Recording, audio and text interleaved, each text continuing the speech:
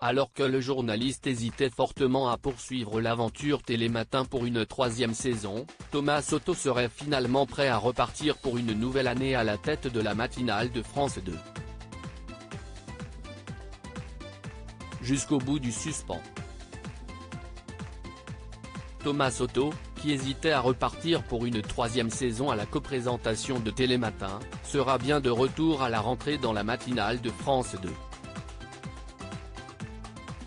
Une information de nos confrères de Pure Média que Télé Loisirs est en mesure de vous confirmer ce jeudi 25 mai. Invité dont refait la télé sur RTL le samedi 11 mars, le journaliste de 49 ans avait, on s'en souvient, fait part de ses doutes sur son avenir dans l'émission qu'il co-anime avec Julia Vignali. Supposément orageuse, ses relations avec sa partenaire d'antenne ne semblaient pourtant pas en cause. Si est un exercice qui est très physique. Ça me prend toute la nuit, mais aussi toute la journée parce que je suis très impliqué dans la préparation éditoriale, avait-il lâché, sans prendre pour autant de décision ferme et définitive.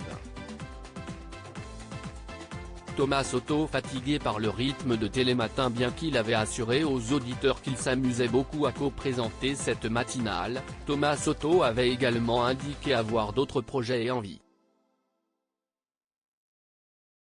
Mais le rythme de Télématin ne lui laissait visiblement pas beaucoup de possibilités de faire d'autres choses.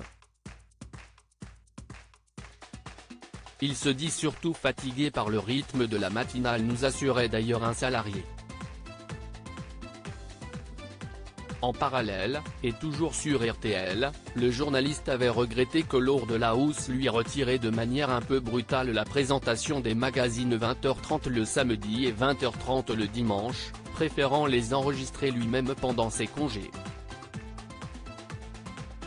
Il y a une rupture entre les deux hommes. Thomas s'en est répandu au sein de la rédaction, nous confiait un journaliste de France 2. Thomas Soto évoque un désaccord avec Laurent Delahousse face à la polémique naissante, et selon nos informations, Thomas Soto avait toutefois regretté les proportions prises par cette affaire médiatique en évoquant un simple désaccord plutôt qu'une guerre. En parallèle, le mercato télé s'est fortement accéléré cette semaine avec l'arrivée prochaine de Jean-Michel Apathy dans Quotidien, de Jean-Baptiste Boursier sur BFM Télévision ou encore d'Isabelle Iturburu sur TF1. À lire aussi Thomas Soto en couple, qui est sa compagne Maya Daboulos,